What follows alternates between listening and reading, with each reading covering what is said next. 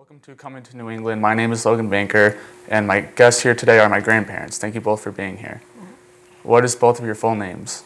Patricia Wallace Banker. Robert Edwards Banker, Sr. I was born in Hartford, Connecticut in January 1945. August 18, 1943 in Westerly, Rhode Island. We had one bathroom and we had 6 bedrooms. The house was heated only by radiators and wooden coal at the beginning. In fact, one of the bedrooms had no heat. Wow. My dad changed his name when he came to the United States because he didn't want to have the connotation of a foreigner. So he changed it from Vallis to Wallace. And my grandfather on my mother's side, when he was at Ellis Island, they asked him what island he was from, the town, and he said Andros, and they thought he was his last name, so they called him the Andriot, and so Andriot stuck. Well, both my grandparents came from Germany, and their name was Benker, not Banker. They lived and died as Benker, but their children, there were 13, my father included, half of them went by Benker, and the other half went by Banker. Some of them lived by Banker and were buried as Banker. Logan almost was a banker, just 2 generations away. Wow. So no one knows why the name change came about. Yeah. My father's parents were very, very wealthy, but when they came here, it was during the Depression. He would stand on the street corner and give his money away to the people, and he died a pauper, which was rather sad. And my grandfather, on my maternal grandfather, was in the Navy, well, a fisherman Navy, and he would make tablecloths with the knots on the boat, fishing, and I actually still have the tablecloth that he gave my grandmother. Well, my father came to the farm when he was 17 years old, but when he was 13, the day before his birthday, he was a custodian of the school that he went to. So it was his job to go in and start the fire and get things warmed up for the students. It was a one-room schoolhouse. They came and informed him that his mother passed away. Less than a month later, his father passed away. So he went to move in. He moved in with his brother and then came to the farm when he was 17 years old.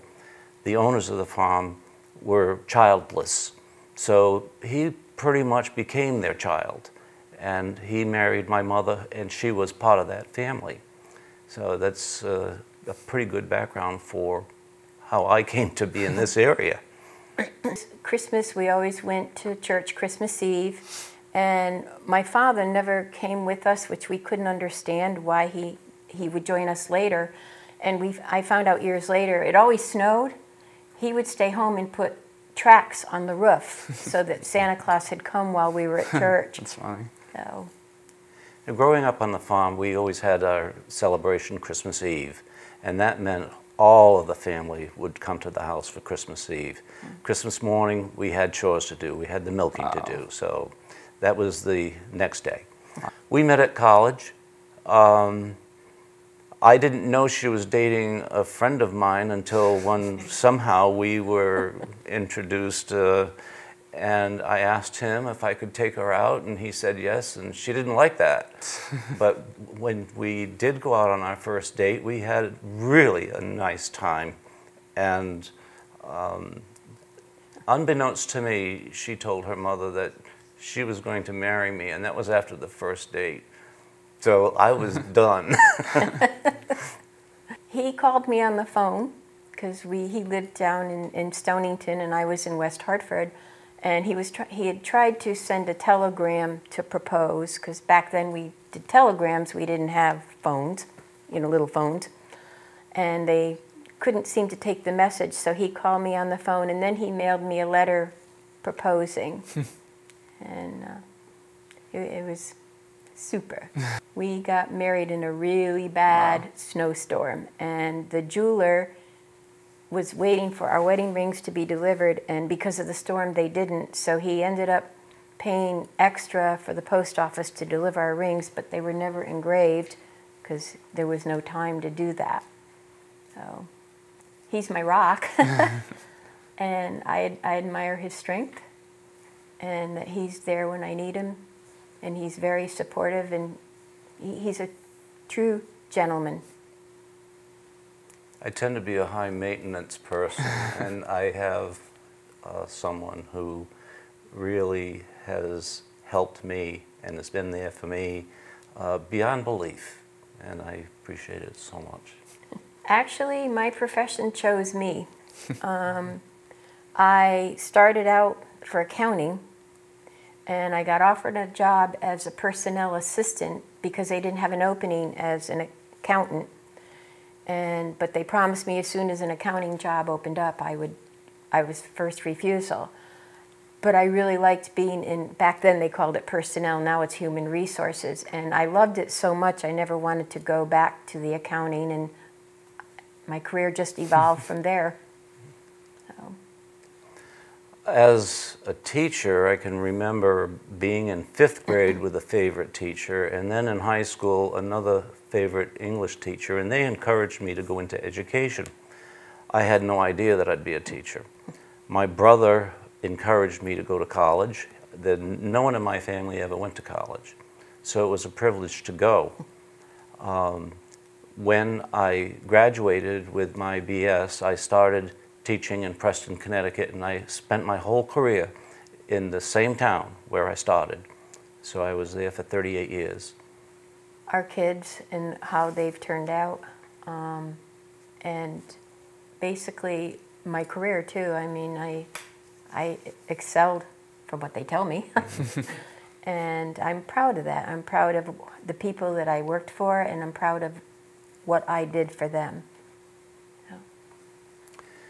I'm very proud of what I have accomplished in the classroom. Lots of times I'd be working with kids, not as kids who had special needs, but those that struggled to learn.